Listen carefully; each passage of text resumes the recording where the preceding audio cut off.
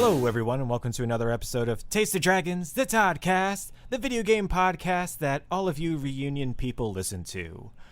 This week, the final animal anniversary is going to be fabled. The news is controlling. Our topic is quarantined. And the dragon this week is finally here. And as always, my name is Brian. My name is Troy. I'm Amanda. And I'm Joe. Yeah, so it's going to be a little bit of a special episode, or a little bit of a fun kind of whatever episode, because this is going to be I love my things fun and whatever. Yeah, fun and whatever. That's how I live my life. That's how this is. And whatever. Because this is going to be our birth-anniversary episode here at the Dragons. Oh my goodness. We have Thank two you birthdays. so much for reminding me, Brian. Yeah, you're welcome. You're welcome. We have 2 birthdays and 2 anniversaries within the next 3 days. We are very efficient. We are. Just knock it out all at once. So whose birthdays and whose anniversaries? Well, it is both of our anniversaries, both you guys and us. It's our wedding anniversary. We're all married. Yeah, we are. What? And not then, to each other, no. like the 4 of us. We do have very similar anniversaries, though, which is We very do. confusing. We do. And then the 2 birthdays is both you guys, Amanda and Troy. You guys. Oh my gosh. Happy birthday, Troy. Happy birthday, Amanda. All right, we should do something. We should do wait. something. Just have a great old time somewhere. We're actually planning, we're going to go to our favorite restaurant and Yeah. sit in the parking lot and Yeah. think about eating the food. Yeah, we're just going to drive to them and look outside wistfully.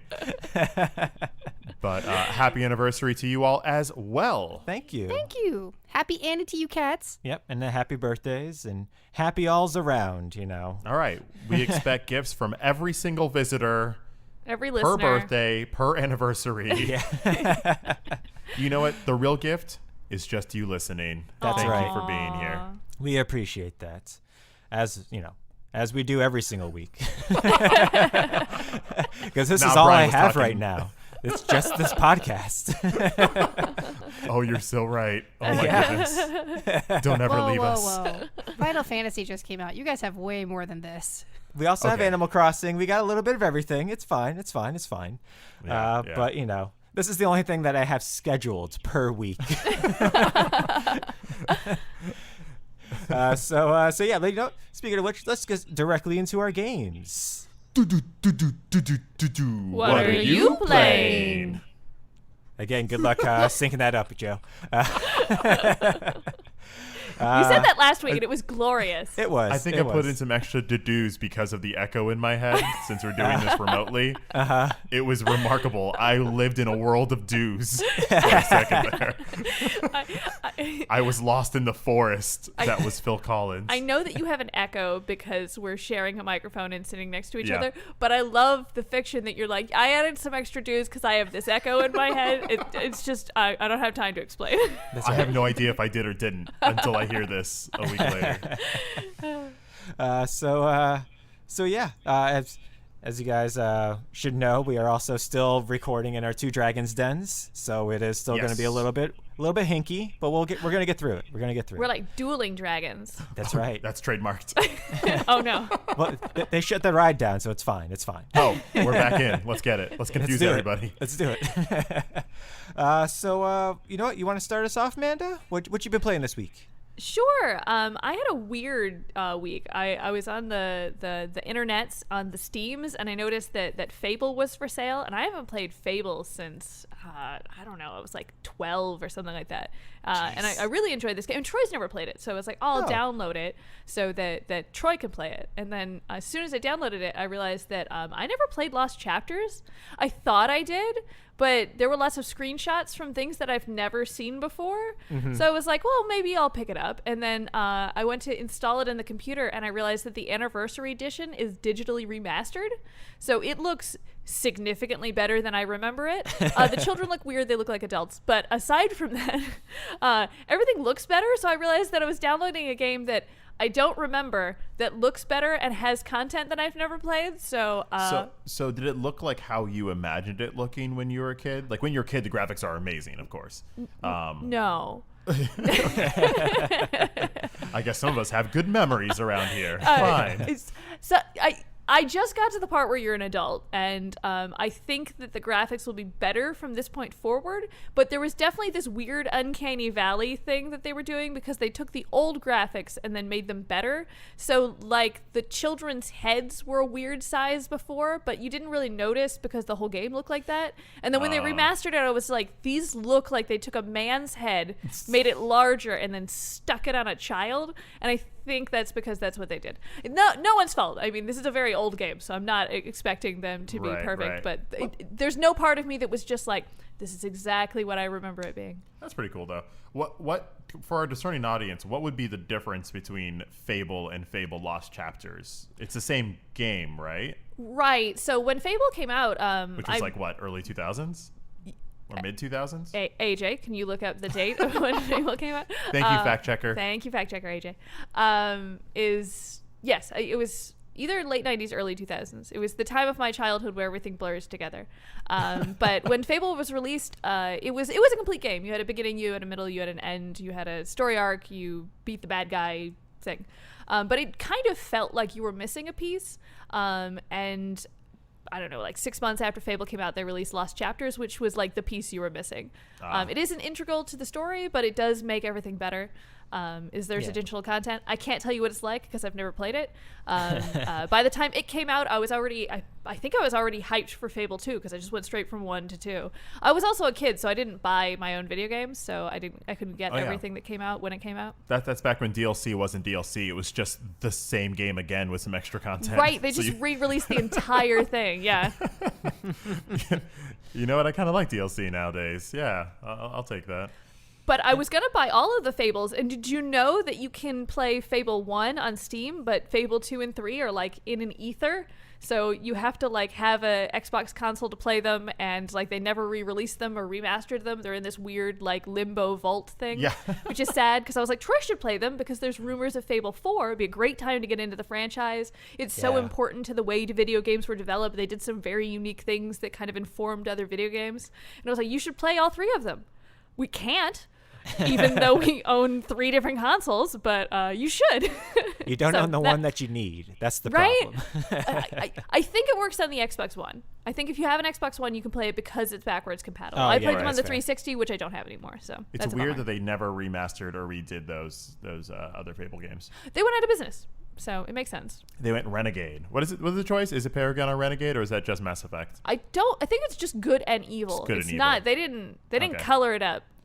Yeah, but that was definitely one of the first games that did that kind of choosy, do the right thing, do the wrong thing, sort of mechanic. So you don't understand the chicken jokes. You don't understand fart emotes. Like it's just no. I fully understand fart emotes. Thank you very much. I live by fart emotes. Thank you very much. I make a living off of fart emotes. Thank you very much, or at least I used to. Oh man. They have Russian dancing. You can marry someone, immediately murder them, and they get rewarded for killing them. You have to play this game. Okay, well, I'm concerned now. Happy anniversary. Happy anniversary. I like you more than quest rewards, love. Oh, hell yeah. It's nice to have a low bar.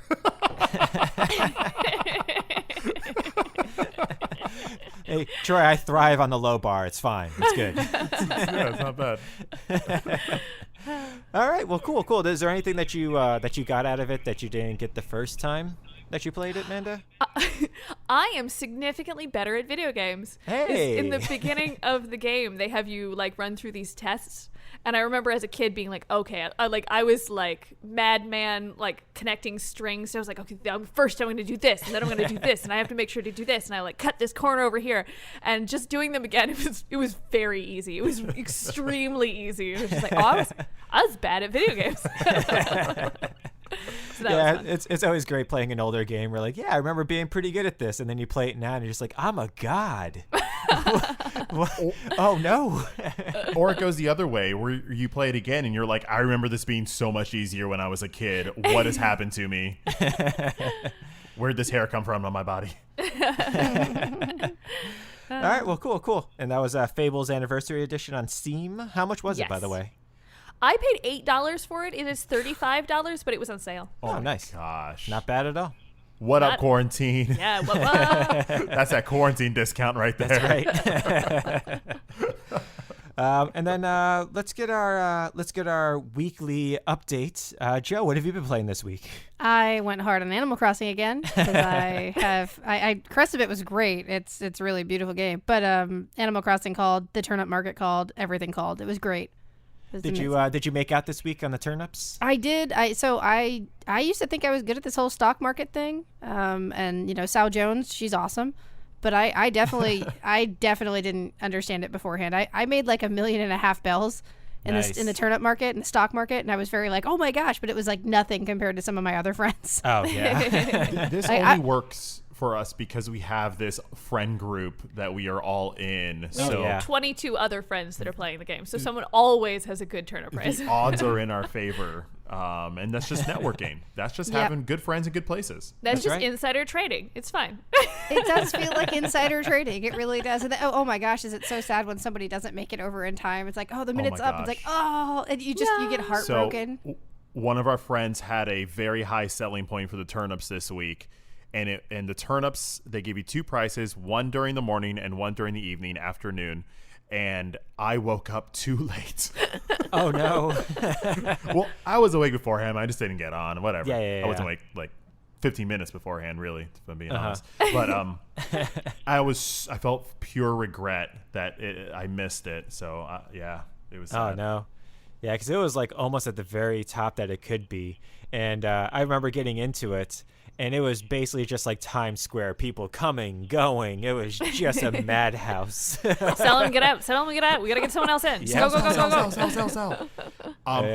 In other news, I messed up horribly from last week because you guys were doing the investment. That was great. I was doing a different kind of investment. I was doing that like person who's hiding gold under their mattress investment.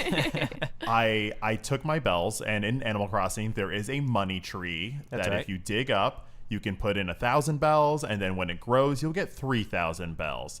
You can put 10,000, you'll get 30,000.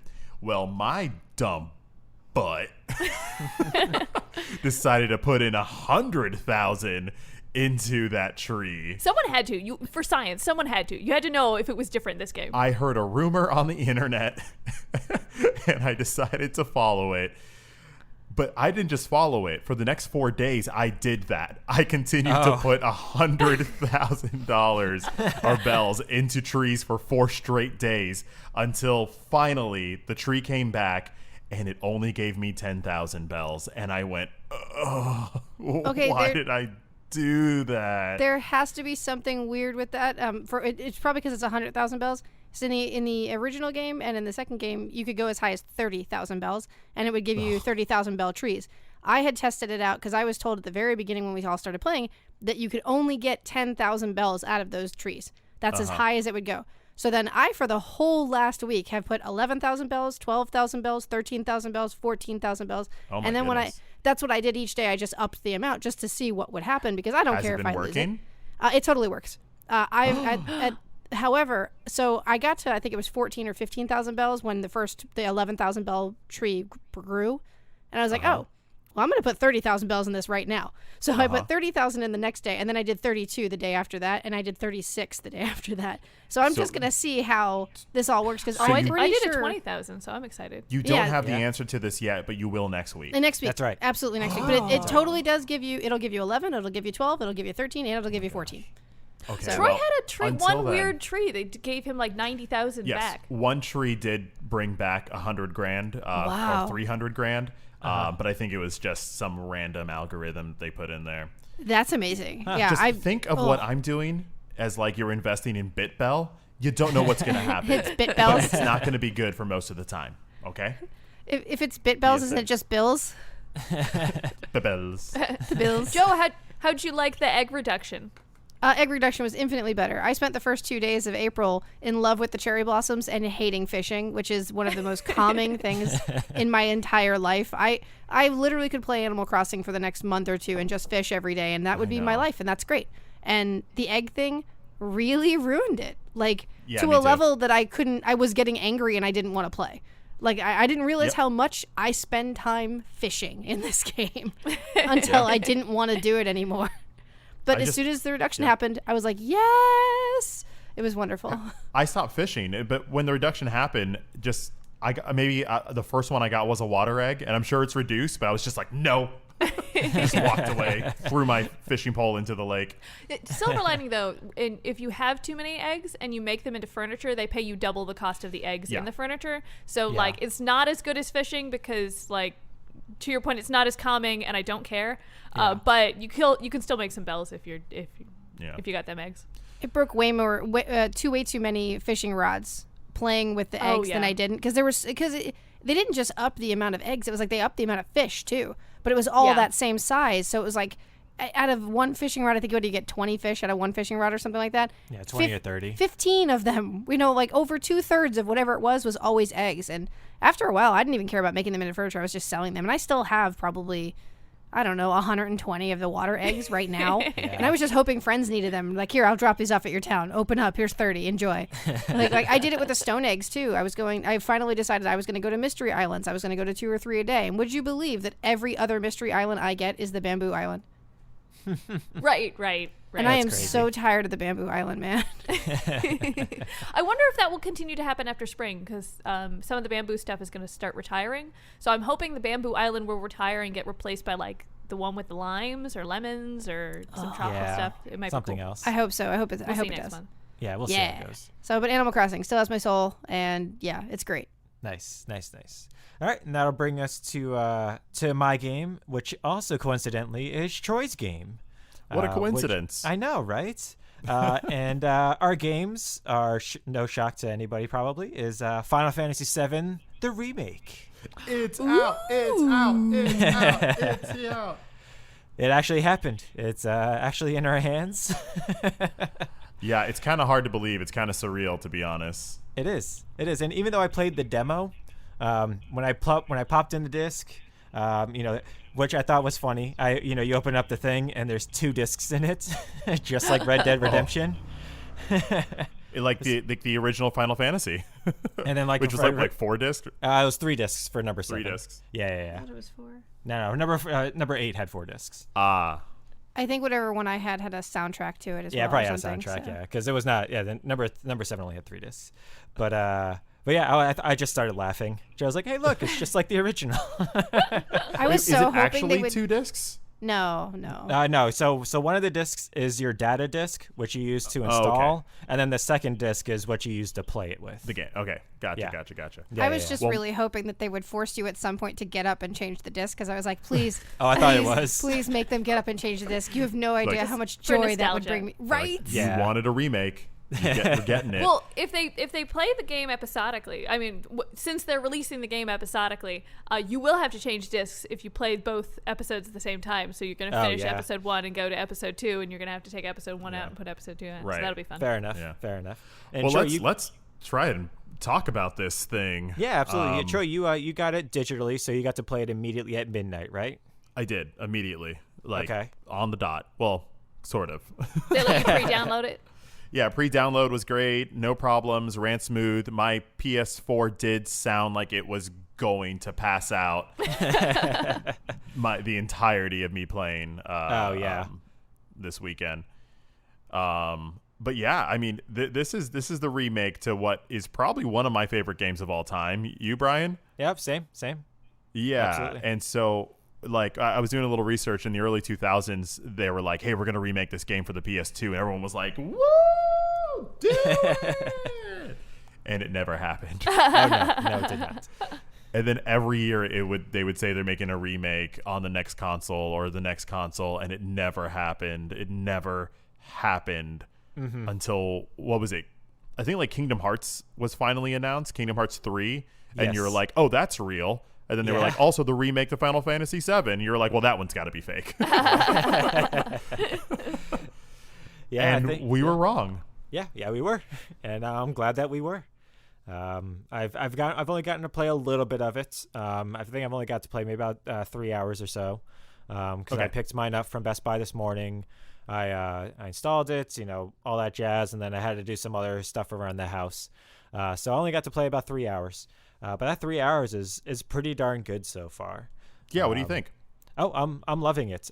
Even though I played the demo before, we've talked about the demo before. Yeah. There was like 1 or 2 cutscenes that were new in that same section, and even though even when that first movie started up, I almost had a little tear in my eye, even though I'd already seen it during the demo. It's like, but I get to play the entire thing now, or at least the Midgar part of it.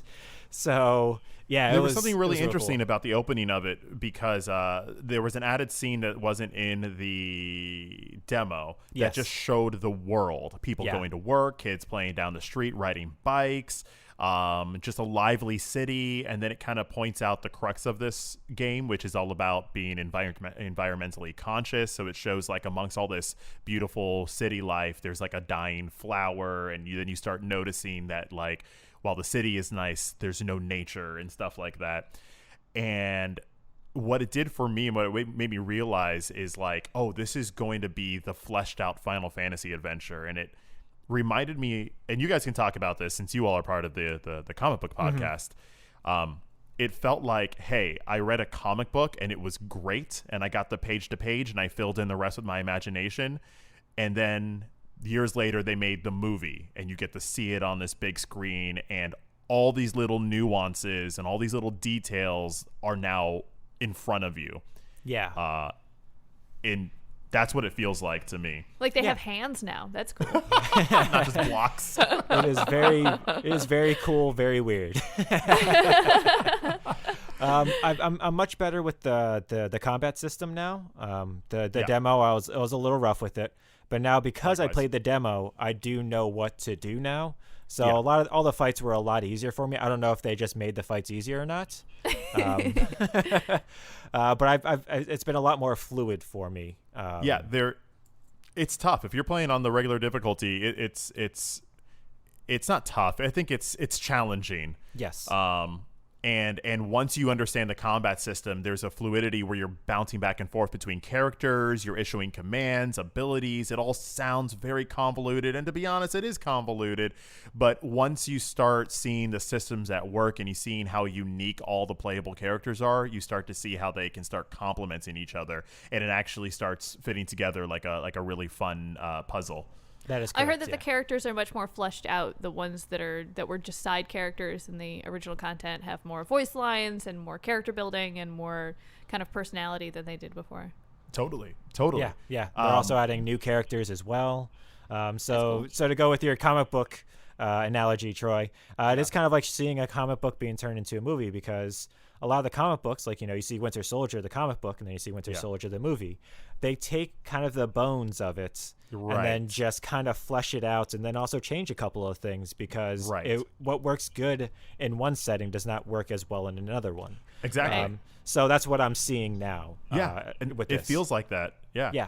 It was very weird walking or running around and knowing where I had to go next. Like, I was running around and I was like, wait a minute, that's the fountain where I get jumped. I'm not going to go there. I'm going to go look around some more. And then I did. I ran around and I got to the fountain. I was like, yep, there's the jumping point. Yep. There's that helicopter. Yep. Have you guys met Tifa and Aerith yet? Because I know the internet has been all a frenzy. Because I guess I have not played this game, so I'm going to convey this in a way that's probably not absolutely correct.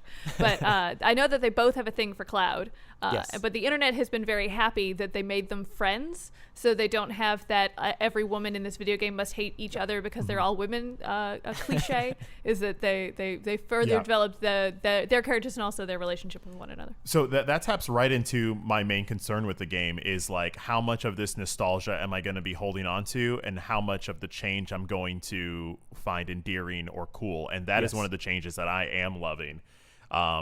There's a part in this game where you do run into Tifa, and she's showing you where you're going to stay, and it's next to her room. If you go up to her room and try to open it, Cloud literally says, hey, don't be weird. He says don't be weird, and then if you go to the one next to you on the other side, he's like, I don't know this person, why am I going to go in here? And so the game pretty much stays on rails to what Final Fantasy is and what you remember up to a certain point, where you kind of get to the slums. And that for me was where I truly found the new game. It opens up to kind of like this open base world where you can walk around this entire slums, hear people talk, hear people walk and do things. You can hear them walk. And that's part of what helps flesh Tifa out, is as you're going around this area, people are talking about her, being like, hey, Tifa, I have your thing, or hey, how's the bar doing? Like, she has her own place in this universe, which is awesome. Yeah. Cool. Yeah, it's very cool. I just got to my apartment, and I'm just a little bit past that, not by much. So you've gotten to like the game, like I've gotten at that point. to that. You then start getting quests, and you're a mercenary. And what was cool is that in the original game, the fact that you're a mercenary is just what launches you to past the first part of the story. It's like you do one job and then you're whisked away on a Final Fantasy. What this game is doing is saying, oh, wait a second, you're a mercenary, which means you will take work for hire. Let's delve into that. Yep. And I find that awesome. Yeah, that's pretty cool. The one part I did love is as I was walking around, or not walking, as you're running around away from soldiers and everything, I kept on seeing the trains go by, and I kept on thinking to myself, aren't I supposed to be jumping on that? Wait, is this my one? Did I miss the train? Oh no! Let me jump on it. Yeah, let me just go. You keep on teasing it. Come on. And then when you do finally get on the train, the music, I feel like it's almost as if Westworld did a cover on the Final Fantasy music when you get on the train. Because as soon as I got on, I was like, Joe, am I in Westworld now? Am I on the Westworld train? Is this going there? You'll never know. I mean, that's how Westworld works. It is. You never know. It could be, it could not be. You tell me. What's real? But so far, I'm enjoying the game. I do have some concerns as far as if I'm going to be able to differentiate what's nostalgia, like you said, and what's not. Like if I'm going to really be enjoying the game for the game, or if I'm just enjoying it because I'm back in the world. So right. Yeah. My concern is that some of the the new game mechanics that they're introducing will get stale or shallow. Yes. Like it's fun looking for somebody's cat, and it's fun right now for someone to be like, hey, there's drakes in a factory, go clear them out. But if I'm just continuing to do that nonstop, that could, I don't know, get a little stale for me. But yeah, I like the direction that they're going. Agreed. I think there's promise there. Yeah, I look forward to talking about this next week. Not getting into spoilers or anything, but I do look forward to talking about more of this next week. Cool, and how all the mechanics fleshed out for us and how it actually did work out. And it looks beautiful. Oh, yeah. It's detailed, not just beauty, like aesthetic, but like they put a lot of detail into every single inch of this slum area, of the train, of the kind of this wreckage site. Like I spent so long just poking around, looking at every single little thing they put in there. Same. That I kind of forgot that I was supposed to be running away from the government. Yeah. I did Instead, I'm thing. like running into people, just talking to them about their lives. It's taking me like half an hour. It should have taken me like 30 seconds. Yeah. But I'm just captivated by what they've added. Yeah. I'm with you. Not that many character models, but the environment is good. Yes. Everything they did show a lot of love to this that I've seen so far. So I look forward to exploring it and immersing myself and everything with it. It's going to be great. Hopefully. Yeah. It feels old and new at the same time. I think Exactly. is the best way to describe it. That's a great way to describe it. So yeah, that'll do it for our games this week, and that'll bring us into our news segment. News.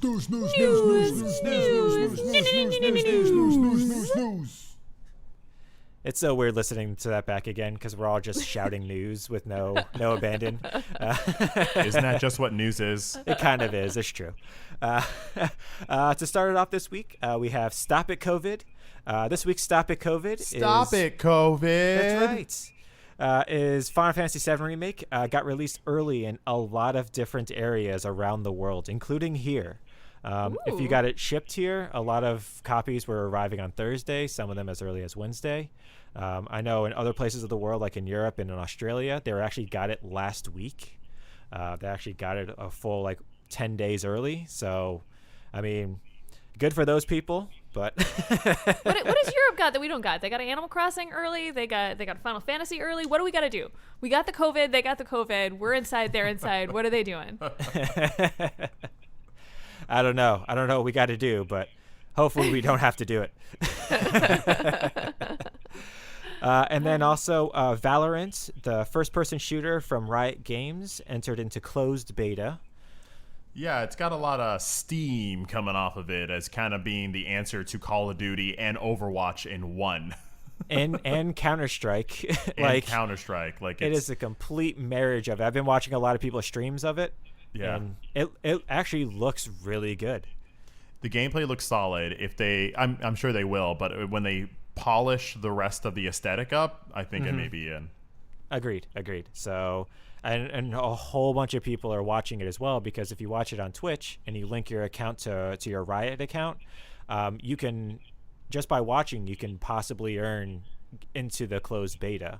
So it's a scheme. And not only is it a scheme, but there's so many bots watching it, because the bots are trying to get access to it, because people are buying access to it on eBay for like hundreds of dollars for a game that's going to eventually be free. Like, it's a dirty scheme. I don't like dirty schemes. Yeah. So right now, like, some people on Twitch have like 300,000 viewers, and this is just one person. Like, Summit1G had 300,000 people watching him at one point. Just getting into that closed beta will make you lots of money if you're a Twitch streamer. Yeah. Oh, absolutely. Wow. So yeah. All right, Valorant. Yep. Don't hurt my Overwatch. Yeah. And then also the PlayStation 5 controller was shown for the very first time. It's so pretty. I would like to say it was because of us, because of our Dragon of the Week last week. This is our reward.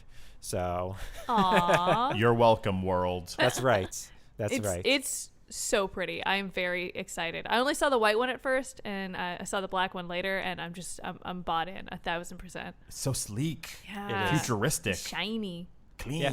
I'm very surprised they kept that middle button. That's my favorite thing. I'm happy they did. Oh no, I'm happy they did. I love the middle button. Middle button. Yeah, the one that I used to always forget was there. So I'd be like, how the hell do I bring up my map? And I would go through like almost an entire game and remember there's that giant middle button. They said that they replaced the share button with something? Yeah, it's now called the create button. It does the exact same thing. It's just instead of share, it's create. Oh. Right. Changing it up, but not really. PlayStation. My motto. Yeah. Changing it up, but not really. Yeah. I'm really open-minded, unless you want to have a different opinion. Yeah.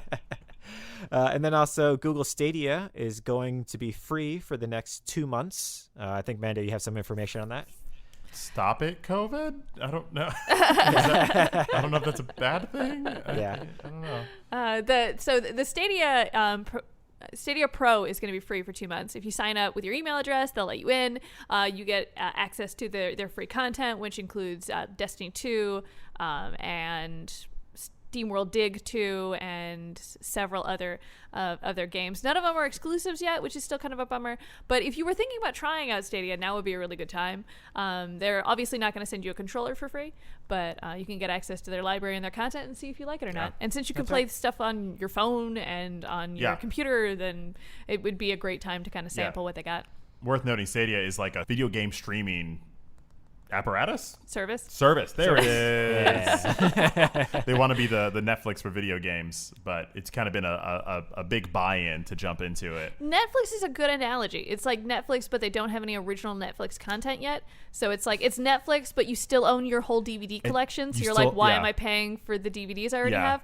But if you want to buy into the system now to see what it's like when they do get their own content and they start doing their own things, then you'll already know, which is cool. It's like Netflix, except you have to buy Tiger King to watch it. Yeah, like on top of the price. They're getting there. Yeah, they're getting there. You know, they're trying something new. Go for them. So it's Google Stadia Exotic. Yeah, Stadia Exotic. That's its name from now on. And then our last bit of news is we got E3 is not going to be having a digital event. Troy, you have a little bit of information on this, right? Yeah, E3, after they were canceled for their big, expo with all the video games there that they have done for decades now, they were thinking about doing a digital only thing, which other cons have done or conventions have done. But they released that the next time they're going to do anything will be in 2021. All right. And that they're not going to pursue a big summer event. What they will do is they will still meet kind of one-off with developers to try and promote their games, but they're not going to try to make a big thing about it. Okay. So IGN said, well, I see an opening. And they'll be hosting an E3-like event called like Summer Games, where they're just going to do a digital E3, it sounds like. So Okay. All right. we'll see how that goes. Stay tuned. With all of the big companies kind of doing their own announcements since E3 was canceled, I can't imagine them being like, oh, we're going to do this big digital thing. It's like, we're going to do a big digital thing without any of the big video game companies. And it's just like, oh, that I can see why they were like, oh, maybe next year. Yeah, exactly. And hopefully IGN will include a lot of the smaller companies as well. Hopefully it's gonna absolutely. be that. I think hopefully that'll be that focused, at least for me. But they do still, I'm sure, need a couple of the bigger players in order to get anybody to actually watch it.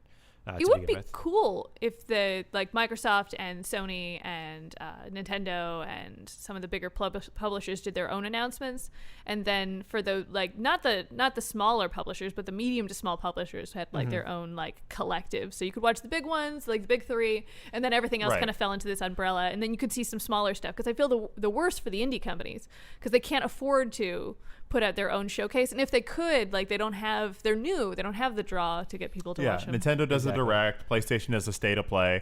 I think Nintendo does that sometimes. They do their Nindies and whatnot. I feel like more big companies could probably help out like that. Agreed. Give a voice to the little people. That's right. So yeah, that'll do it for our news, and that brings us to our sports ball segments with our Happy Thursday, Troy. Ba ba ba ba ba ba ba ba ba sports. My name is not Troy. We'll get to that in a second. Hello, everyone. Let me tell you something. When it comes to breakneck entertainment, I got one word for you. Sports. When it comes to solving world hunger, I got one word for you. Sports. When it comes to finding your misplaced TV remote, which you left on the coffee table, but it's not on the coffee table, so I checked, you checked the couches, but it's not there either. Then you remember you put a tracking device on the moments for things like this, so that you have a tracking device, so you boot up your app on your phone, only to then remember that the batteries on the tracking device died months ago, so you give up and decide to walk to your TV and rudely rub the backside of it, wondering how the hell you're going to make one button into do 15 different things before you realize you should probably be playing Animal Crossing anyway, and you walk away. Well, for that moment, I got 3 words for you. Sports, sports, sports. That was very weird with an echo in my head.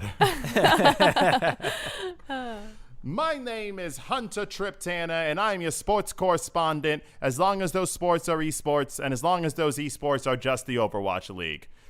Big news for the Dallas Fuel coming out at Week 9. After 15 matches, 70 maps, and 10 months, they can finally claim a victory.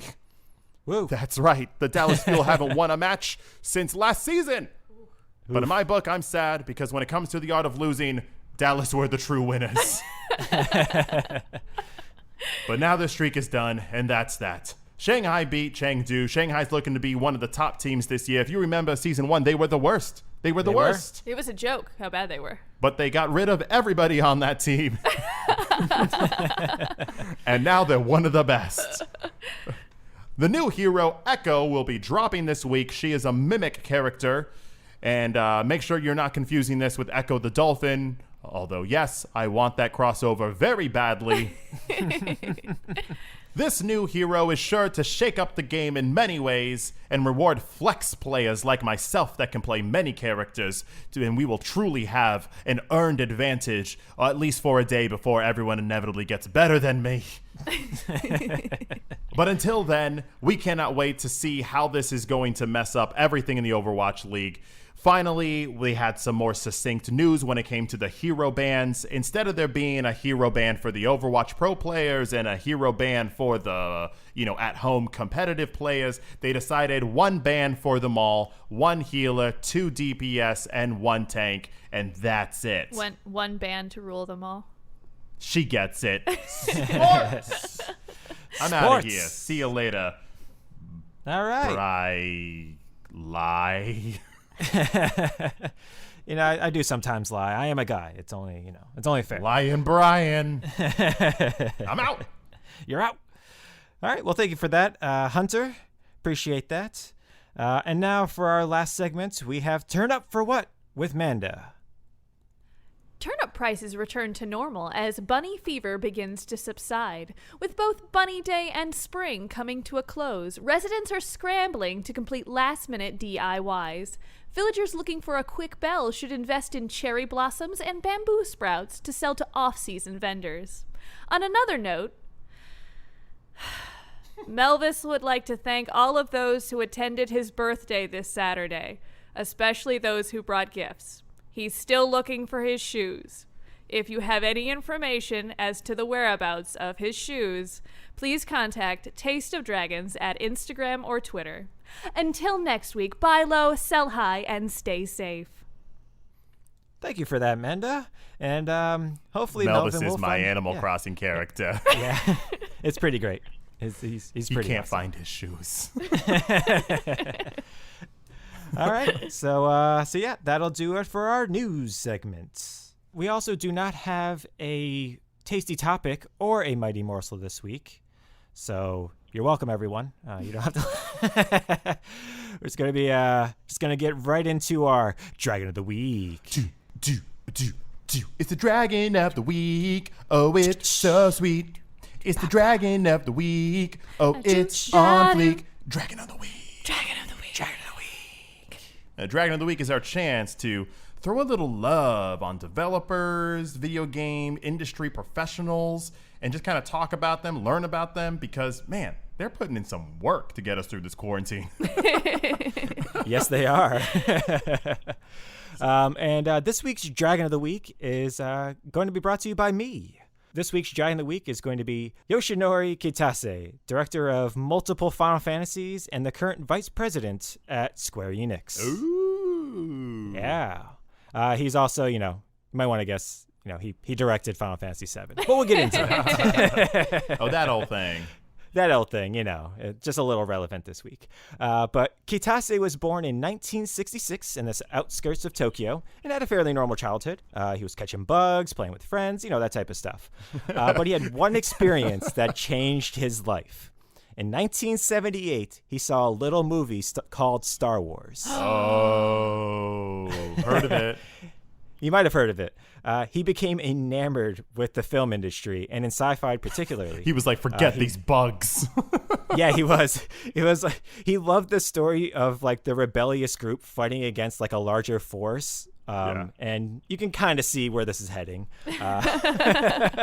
And everything else that he saw up until that point, like just looked like toys, like as far as like movies and TV shows, like all those types of shows just looked like, you could clearly see the wires on people and on the toys and everything. So, but this film, Star Wars, looked just real.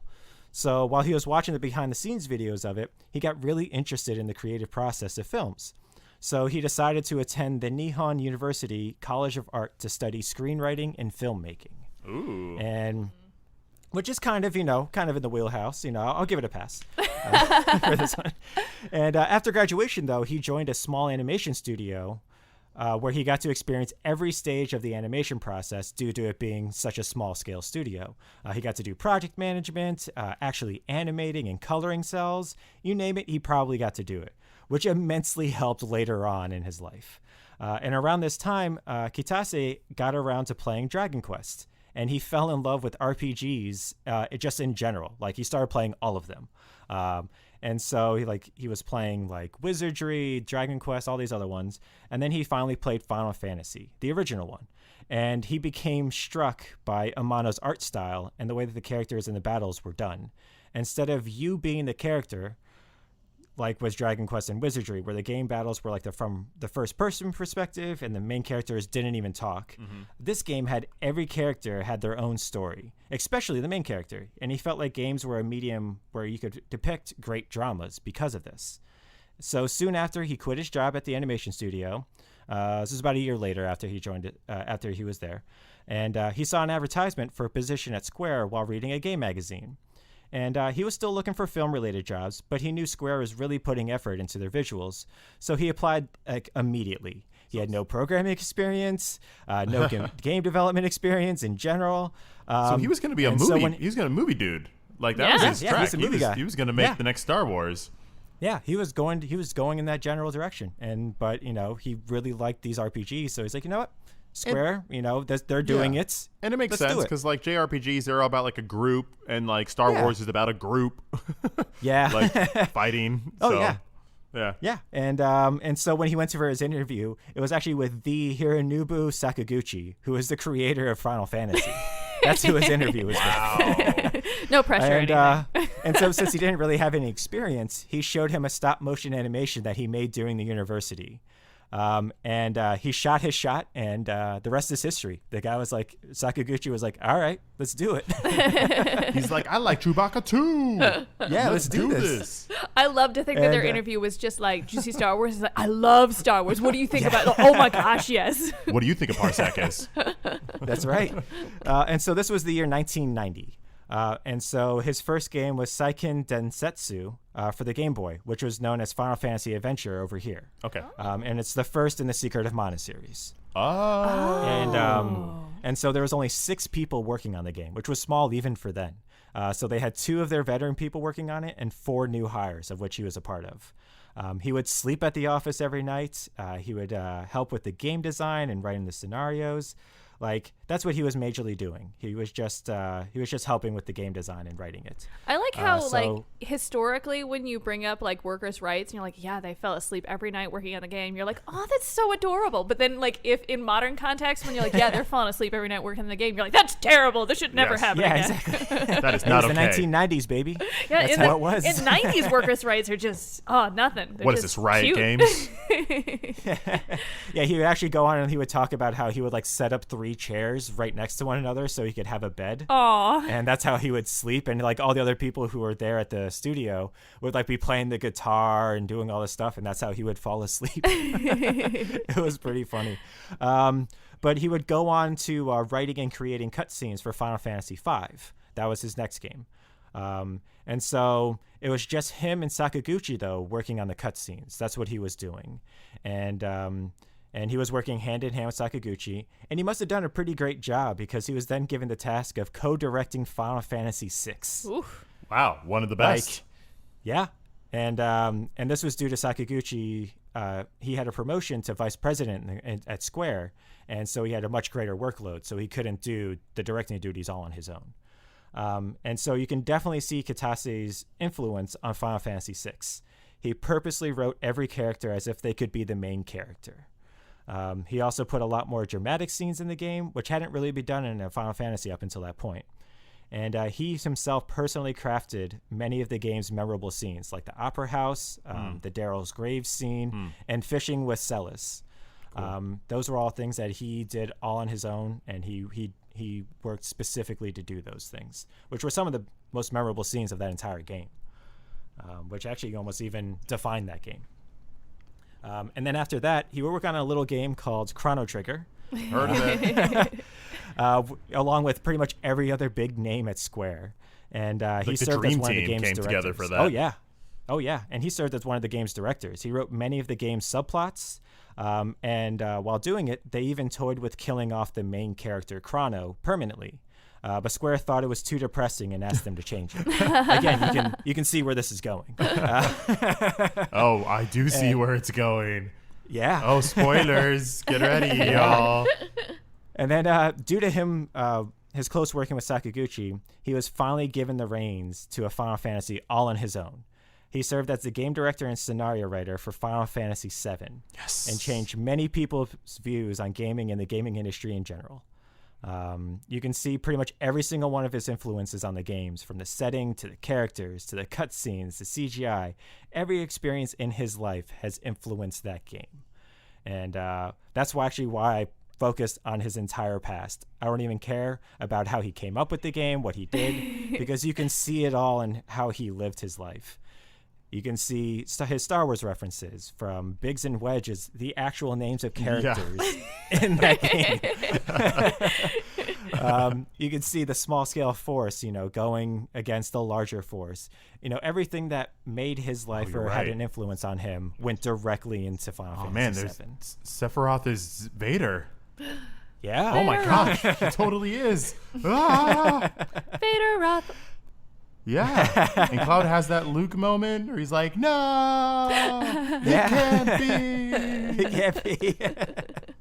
And his RPGs stand on their own so much that people refer to them as Kitase RPGs. And it's kind of a subgenre on its own.